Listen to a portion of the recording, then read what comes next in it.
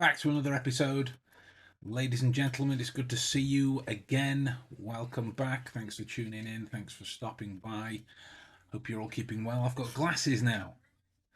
If you've been following the work that I've done since I got back from Texas, you will know that I left my spectacles over there. And as such, my eyeballs have been affected accordingly.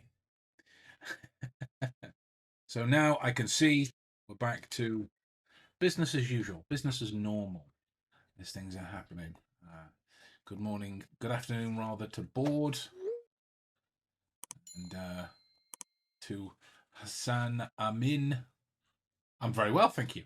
How are you?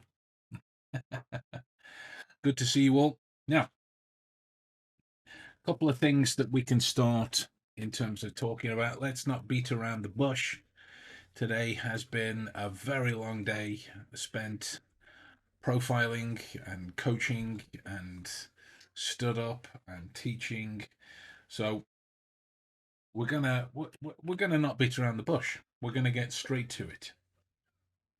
We're gonna get straight to the things that we are going to talk about this evening, which is the technological influence on the way that we think, on how we believe that Sherlock Holmes would have thought as a result. Now I'm not wearing the idiot glasses anymore. I'm wearing my actual glasses. Though the idiot glasses did help me to see a little.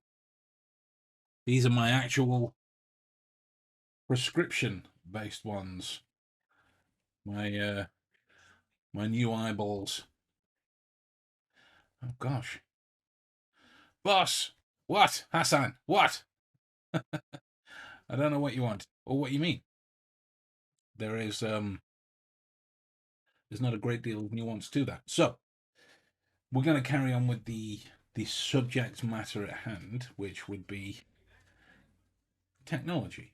Right? Technology is one of those things that you've heard me moan about time and time and time and time again, and it is mostly because of my dislike for the attachment to it, my uh, belief, if you want to call it that, that the over reliance on technology is going to do more harm than good when it comes to your capacity to think about the things that you are observing, about the things that you are working on, about the problems that it is that you're facing, the cases that it is that you're working on. And one of my well, it's fast become my favorite because I quote it so much. But one of the preferential masterclasses, from masterclass.com, I believe it's called, or something along those lines, is the Neil deGrasse Tyson masterclass. Ooh, wow, wait 1 second. Let me address this question that's come in. Bro, what should I do? Forget everything, and I am 14 and got no interest in nothing, not even sports, video games. I don't understand the question, Hassan. What should you do for should you forget everything? No. No. Um there you go. That's the only question I can kind of draw from that. Now, one of the things that we looked at within the breakdown of the Neil deGrasse Tyson masterclass was the concept of intellectual laziness. He presented it with a kind of polarizing topic of being about crystals, in that if somebody presented a crystal to you, it might be readily easy for you to just go, well, that crystal is nonsense because you don't believe in it, or go, well, that crystal is awesome and will solve everything because you believe in it. Both are as intellectually lazy as the other. There's nothing inquisitorial about it. So when you look at the first point, which is our access towards information, it is something that doesn't very often provide an abundance of learning for us, mostly because we have everything at our fingertips. So there is no impetus, there is no recourse for us to do our learning, our exploring, our education, our growth, our assessment skills, our critical thinking skills in any sense of any part of it, because our intellectual laziness is such that there are things that exist that are designed to do the work for us. Socrates spoke of his, well, there's some historical contention as to whether he actually said it, but the point remains that when you have a reliance on writing things down, that it is to imbue man with the nature of forgetting. And that has essentially been the problem of sorts when you're looking at technology. Technology to kind of do your work for you. And it exists within the realms of magic and performance. There are so many things that I've used in the past. There are so many things that are designed to do the work for you. You'll see it in magic trick trailers. No skill required, no sleight of hand required, no memorization required, no I don't know, no gimmicks required, anything. Right. So what are you doing? This kind of fast became the opening point to the lectures that I used to give. Like, are you a magician or a mentalist or whatever you are, or are you just a likable, confident performer that knows where to shop? And that was the kind of the rub, the trade-off. Let's have a look. Hassan's come back with another comment. Tell me the solution. No, I am saying I have a retention problem.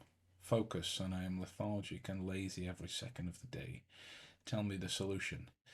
There, as much as I would love to provide a kind of utilitarian solution for you in this way, that's not something I could do. That's something that requires further investigation from trained professionals in your area that can provide that kind of assistance to you.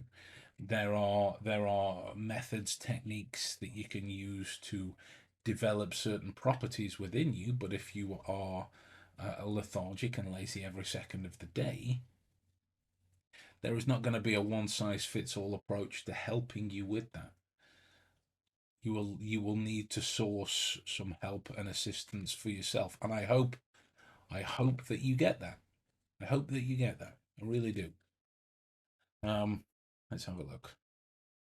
Boards in. It brings back the point of AI on that matter. Most people who are afraid of it is because they think it's a magic thing that will dominate the world, and or that it's a solution for everything. Absolutely. Right? When everything is at your fingertips, is there a reliance on you to really do things for yourself? In a nutshell, the answer is kind of a version of no. There is no reliance on you to do things for yourself. But if you're going to develop any kind of competence within this way of thinking about things, then you need to make that happen. There is a concerted effort that is involved within the exploration of all things. I have a group of people that have been training with me now for eight and a bit months. 8 and a bit months, once a week. And even with that once a week, the work and the exploration of each lesson that takes place on that basis is taking up a lot of time during the week. Or, let's be fair, on the other side of that coin, they're not employing it as much as they could or should. But this is the nature of getting involved with the kind of information that you would need to in order to be able to make it do things that you need to. I, bro, you are a light of knowledge in this area of darkness. Cringe and jahil? Jahil. Jahil people. I don't know what that means. But thank you. Yeah. I try and be of help where I can. Anyway, so what we're saying with this, much as I made a short video on this topic when I was over in Texas. I'm going to publish it. Um, I'm going to publish it soon. There is the understanding that this type of way of looking at things, or this natural breakdown of information, or getting a better memory, or whatever it is a um, skill, is a purely cognitive process, is purely something that happens in here. Whereas that is part of it. It's not purely that. It is an action. It is a habit. It is a doing. It is the engagement of physical and cerebral aspects of your life within the kind of information that you are getting to grips with.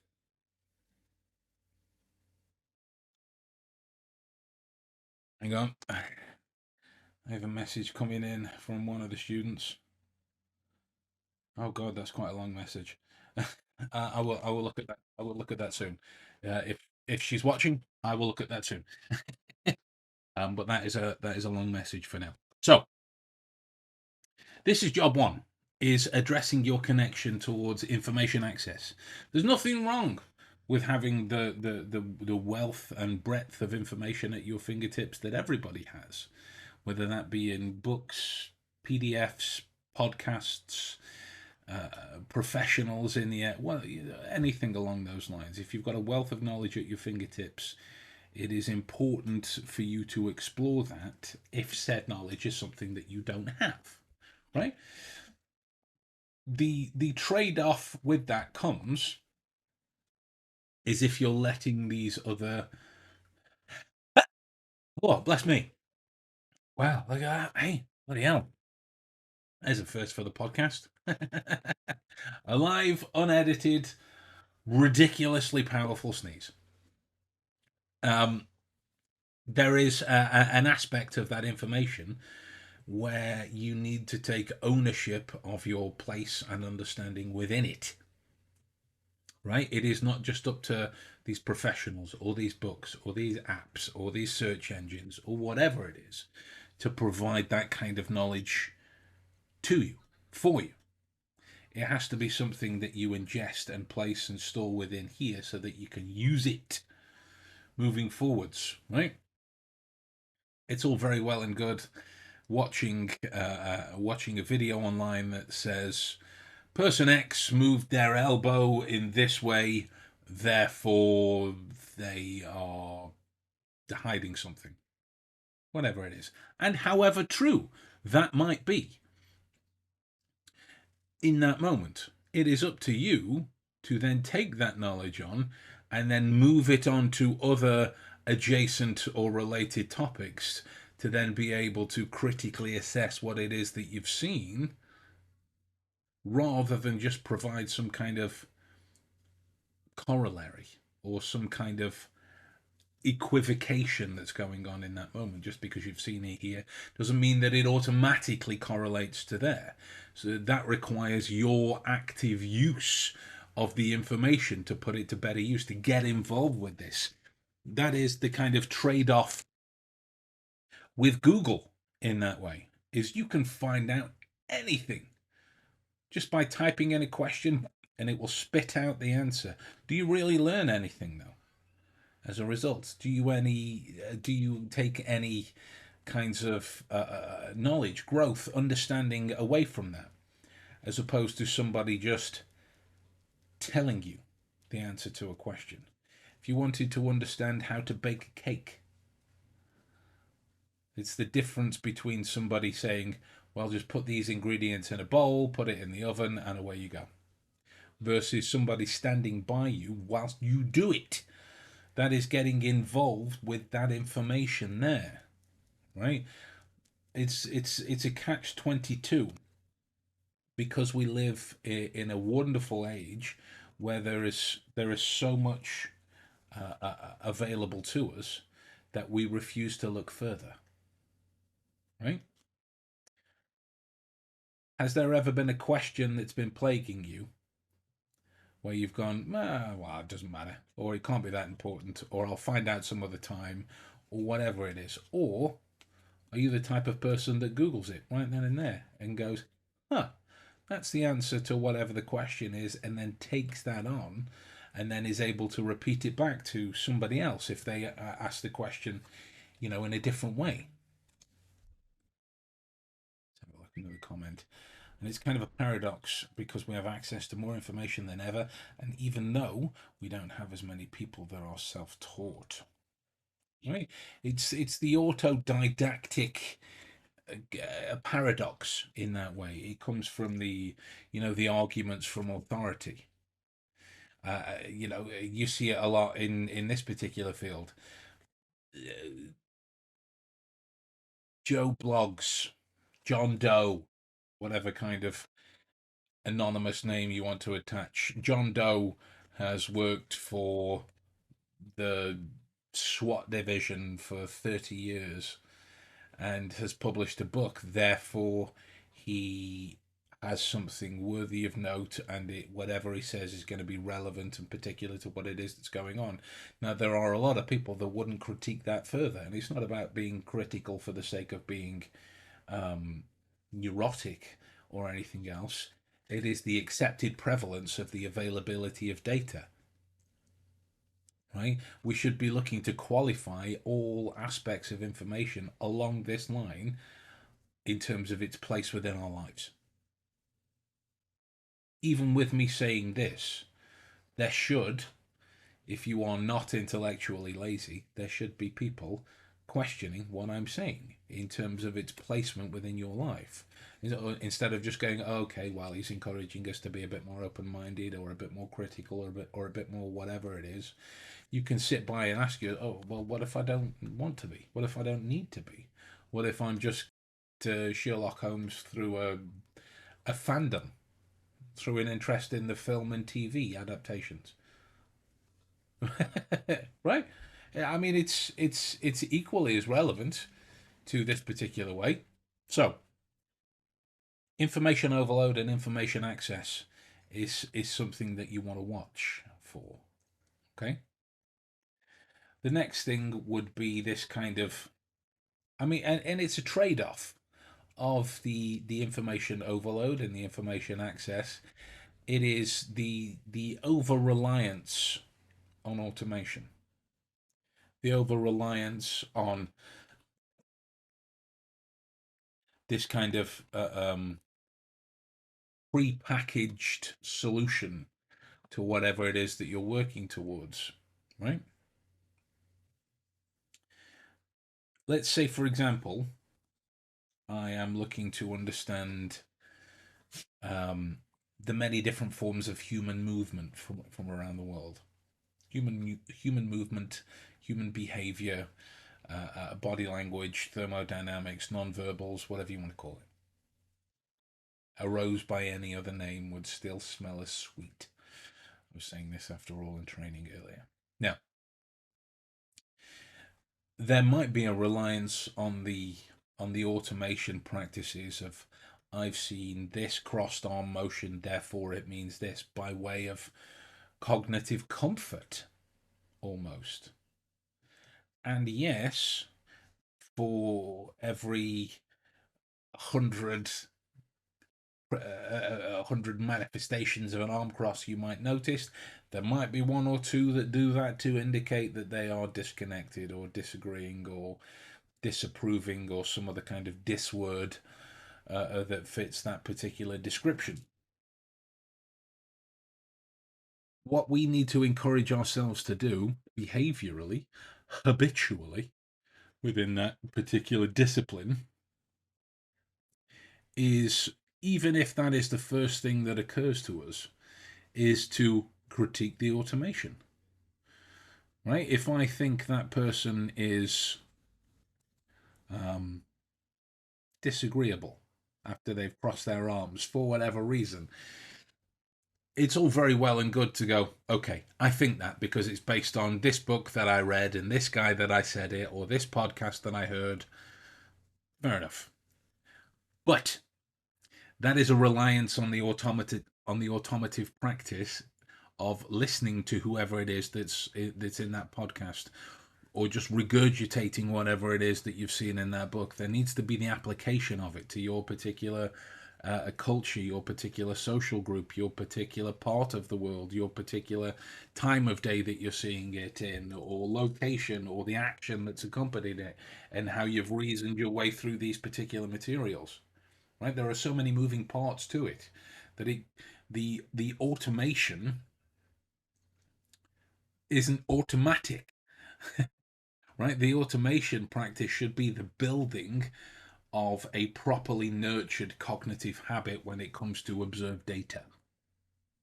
Right? I realize I should be looking up here to you, but I want to look at you guys who are down here on my screen, even though you're up here where the camera is. You know, I mean, uh, there are a bunch, comments coming in, and in reality, the person just have their arms crossed because it's very cold. 100%. There is a plethora of reasons why that could be there, a plethora of reasons why that could be seen. And with this information access and a lack of reliance on automation, we have to be wary of um, of information overload. Right? Take for example, I'm really quite enjoying learning the languages that I am. Right, which is like seven, I think, at the moment. And though I have a particularly good grounding in all of them, to a kind of better than tourist level, but by no means fluent. By no means fluent. Kind of capacity for them. One has to ask oneself, to sound as posh as I possibly can in the moment, if I would be further along in one of those topics if I chose to focus on just one of the languages. The answer to that is, of course I would. Of course I would, because I'm focusing that one unique property that we all share, time, into one particular. I'm not, Mr. Jane, Mr. Jane. I'm not learning Portuguese. I'm not doing it. I'm not doing it. Just as a side note, there was um, an opportunity for work that I had come in involving a few geniuses. I think that's really the only way to put it. And I know that word is kind of devolved in its standing in society at the minute, but know that I still hold that position, that title, in high regard. So when I say that these people are geniuses, I mean exactly that. Um, and the work that I'm looking at having the opportunity to get involved with takes place in Portugal. And I'll read you the conversation out. I won't show it to you because it's got names and everything involved. One of them was saying, and it's where lives, and he kindly offered an invitation for us to join him there. Selfishly, I miss Portugal and want to spend some time there. I was like, okay, fair enough. I'm not learning Portuguese though. And one of the other chaps in there is either playful or knows me very well or both. Bear in mind, I've never spoke to him properly face to face. I think I've seen him twice in Zoom calls. Uh, but come on, Ben, accept the challenge. And to which my reply was, "Don't! I can't take another challenge. It's the perfect way to rob my attention," he says with his resolve failing. Um, I mean, I yeah, I'm not doing it. Look at the arms cross. Not doing it. Um, but this is some of the things that we have to be aware of is information overload, regardless of how much capacity or bandwidth or brain power or whatever you want to call it that we put behind our activities. There will come a moment, whether it be consciously, unconsciously, non consciously, depending upon what your beliefs in that particular discipline are, that your brain will go, I'm out. I've had enough. I need some rest. I need to recover. I need to consolidate. I need to do whatever it is that allows me the time, effort, energy, and attention of taking in more data and information at a later stage. So those are the main pitfalls of technology as it exists in this area and how it would directly affect Sherlock Holmes were he alive today. There are a number of different things that we could look at that exist on top of that in terms of things like um, data analysis or uh, I don't know whether you call them like visualization tools or whiteboard tools like Miro and the like is a great um, visual mind mapping practice um, that is available. I think it's got a free account. Uh, I'm not 100% sure, but that would allow you to put your mind maps down in front of you, and it's like endless paper that you can keep kind of just putting out more chairs with. The reason I'm not connecting this particular podcast to that is because data analysis he does here, and visualization tools he does here, right?